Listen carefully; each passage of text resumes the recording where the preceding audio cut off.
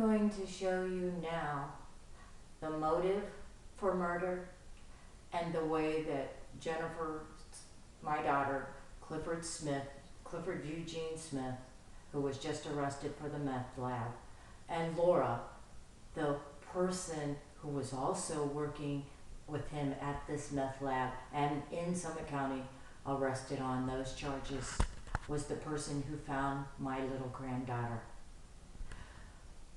Now, in 1997, when I began to expose this, and Akron Children's Hospital tried to say nothing happened to my granddaughter, and Rainbow's Children's Hospital, Dr. Lauren, said that her physical and emotional safety is in grave danger.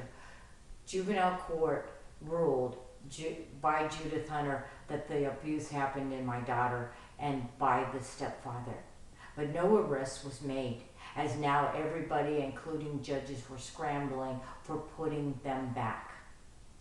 Instead of allowing her to get better and live outside of this abuse, they decided that her fate would be what you see today.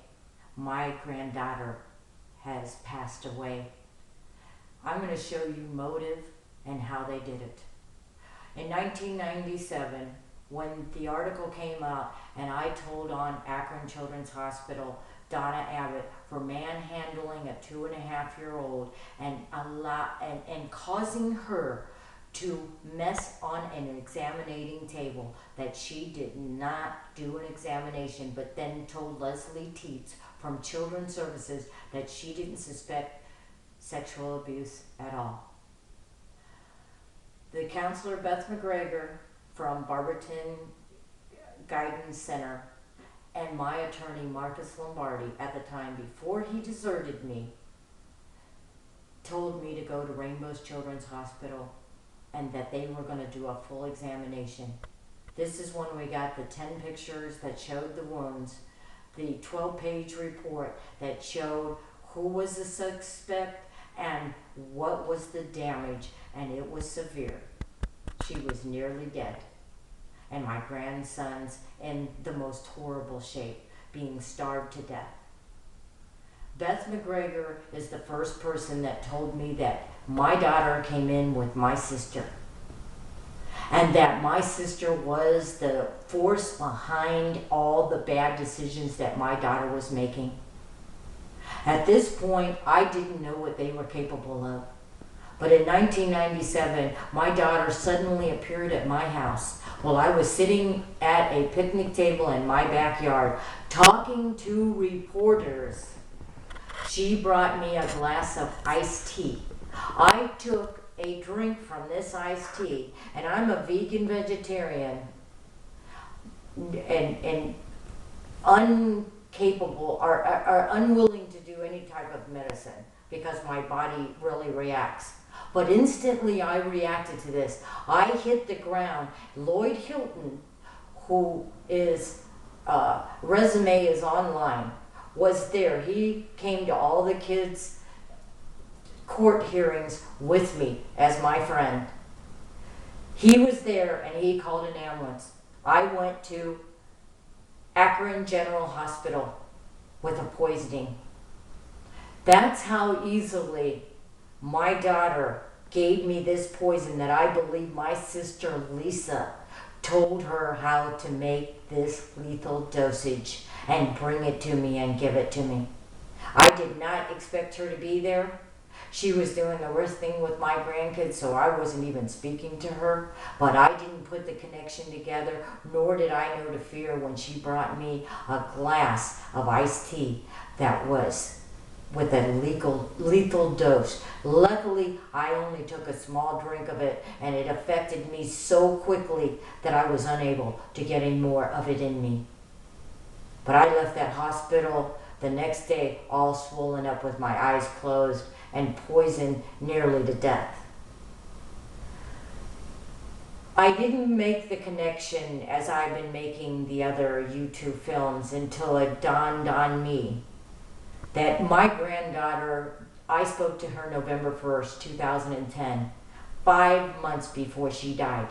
She told me that she was going to turn evidence on Clifford and that Jennifer also had done so many things abusive to her, and that they kept her there and isolated her, and that she lived a miserable, horrible life with them.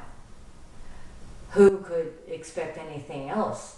You know, we're talking about a man who is running a meth lab and killing the community.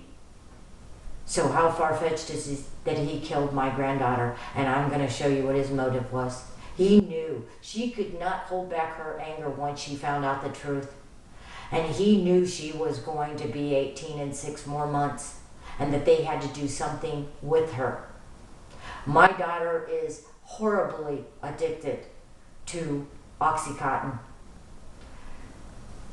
As easily as Ashley did not know what danger she was in, at being at this house, she was probably upset. And Clifford fighting with her and telling her I lied to her, blah, blah, blah. But Ashley's memory coming back. Now she thinks she's just upset. And this girl probably offered her one thing after another, getting her high enough then that they could just say, "Here, Ashley, here's a drink we made for you."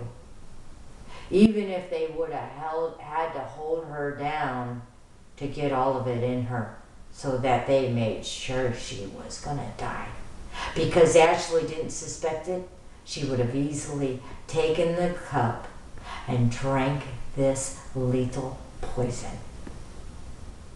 So I've shown you motive, because he had 25 or better years to look at.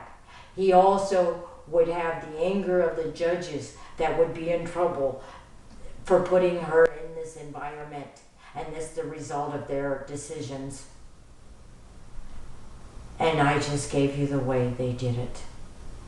Now, if I can conclude this by all the things that happened to me and the way that they've done it, God revealed to me that in this horrible attempt to poison me one day in 1997, that nobody would have ever looked in. It would have looked like, hey, there was something in something and we don't know how she got it, just like detectives are trying to tell me right now so that they can cover all this up. I appeal to the community and to all of you. Please help me prove and get my granddaughter resumed, to get the evidence against the people, the politicians that allowed this, that created the atmosphere for her to die, who had so much to lose their self by the collapse of this system once everyone realizes what they're truly up to and how far they're really willing to go. And to think that we have no outlet and no way to give this information to anybody else, but we could spend the rest of our life meeting one person at the time, trying to tell this exhausting, horrible story. I beg you, for this beautiful little girl's sake, that even on her headstone, they lied and put a fake name. Put her in a cemetery, not where any of our family members are, to hide the evidence. And that evidence is in that grave. Please help me. I can't do this alone, and we must unite together so that this does not happen to anyone else.